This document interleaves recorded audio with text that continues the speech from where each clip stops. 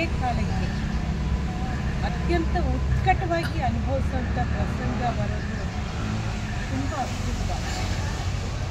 ಅಂಥ ಪ್ರಸಂಗ 22ನೇ ತಾರೀಕು ನವೆಂಬರ್ 2023 ನಮ್ಮ ಮುಂದೆ ಬಂದು ನಿಂತ್ಕೊಂಡು ದುಃಖ ಮತ್ತು ಹೆಮ್ಮೆ ಒಂಥರ ಎಂಥ ಜೋಡಿ ಭಾವನೆಗಳು ಅವತ್ತಿಂದ ನಾವು ನೋಡ್ತಾ ಇದ್ದೀವಿ. ಪ್ರಾಬಬ್ಲಿ ನಮ್ಮ ಜೀವನ ಪರ್ಯಂತ ಅದೆರಡೂ ಭಾವನೆಗಳು ಒಟ್ಟೊಟ್ಟಿಗೆ ನಮ್ಮ ಜೊತೆ ಇದ್ದೇ ಇರುತ್ತೆ. ಎರಡೂ ಶಾಶ್ವತ, ಎರಡೂ ನಿರಂತರ ಅಂತ ಅನ್ನಿಸ್ತಾ ಇದೆ.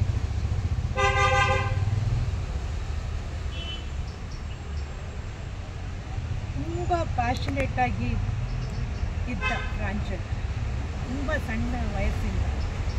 ಆ್ಯಂಡ್ ಇವತ್ತಿನ ದಿವಸ ಆ್ಯಕ್ಚುಲಿ ಅಂದರೆ ಹೇಗೆ ಅಂದರೆ ಈ ಲಿವ್ಡ್ ಹಿಸ್ ಡ್ರೀಮ್ ಅಂತ ಹೇಳಬೇಕು.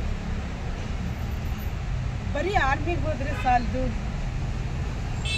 ಫ್ರಂಟ್ ಲೈನಲ್ಲಿ ಇರಬೇಕು. ಬರೀ ಫ್ರಂಟ್ ಲೈನಲ್ಲಿ ಇದ್ದರೆ ಸಾಲದು, ಆಪ್ರೇಷನ್ನಲ್ಲಿ ಇರಬೇಕು. ಒಂಥರ ಅದು ಅವನದು ತುಂಬ ಒಳಗಿಂದ ಇದ್ದಿದ್ದ ಆಸೆ ಆಗಿತ್ತು. ಇವತ್ತು ಅವನ್ನ ಕಳ್ಕೊಂಡಿದ್ದೀವಿ, ತುಂಬ ದುಃಖ ಆಗಿದೆ, ಎಲ್ಲ ಸರಿ. ಬಟ್ ಸ್ಟಿಲ್ ಅವನಿಗೆ ಏನು ಬೇಕು ಅಂತ ಅಂದ್ಕೊಳ್ತಿದ್ನೋ ಆ ಥರ ಹೋದ ಅವನು. ಒಂಥರ ದೇಶದ ಕಾರ್ಯಕ್ಕೆ ಅವನು ಅರ್ಪಿಸ್ಕೊಂಡ. ಏನು ಹೇಳಕ್ಕೆ ಗೊತ್ತಾಗ್ತದೆ.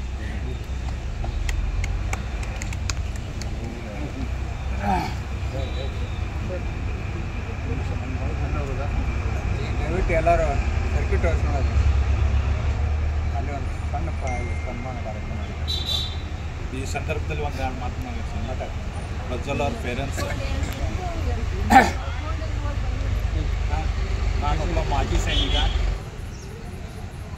2023 ನವೆಂಬರ್ 22ನೇ ತಾರೀಕು ಎನ್ಕೌಂಟ್ರಲ್ಲಿ ಅವನು ತನ್ನ ಪ್ರಾಣವನ್ನು ಕಳ್ಕೊಂಡಿದ್ದಾನೆ. ನಮಗೆ ಒಂದು ಕಡೆ ದುಃಖ ಇದೆ, ಆದರೆ ಜನಸ್ಪಂದನೆ ಎಲ್ಲ ದೊಡ್ಡವರು. ನನಗೆ ಯಾವ ರೀತಿ ನಾನು ಗೌರವ ಸಲ್ಲಿಸಬೇಕು ಅನ್ನೋ ಮಾತೇ ಬರ್ತಾ ಇಲ್ಲ. ಎಲ್ಲರೂ ಚಿಕ್ಕವರು, ದೊಡ್ಡವರು, ವೃದ್ಧರು ನಮ್ಮನ್ನು ಕೈ ಹಿಡಿದು ನಡೆಸ್ತಾ ಇದ್ದಾರೆ. ಅದಕ್ಕೆ ನಾವು we are all indebted to the society, thanks to the Indian society, I should say, where we are feeling the oneness in among ourselves. This is the first time we are coming. ಅಷ್ಟರಲ್ಲೂ ಕೂಡ ಇಷ್ಟು ಆತ್ಮೀಯತೆಯಿಂದ, ಇಷ್ಟು ಒಂದು ಯಾವಾಗೂ ಭಾಳ ದಿನದಿಂದ ಬರ್ತಾ ಇರೋ ಥರ ಅನ್ನಿಸ್ತಾ ಇದೆ ನನಗೆ.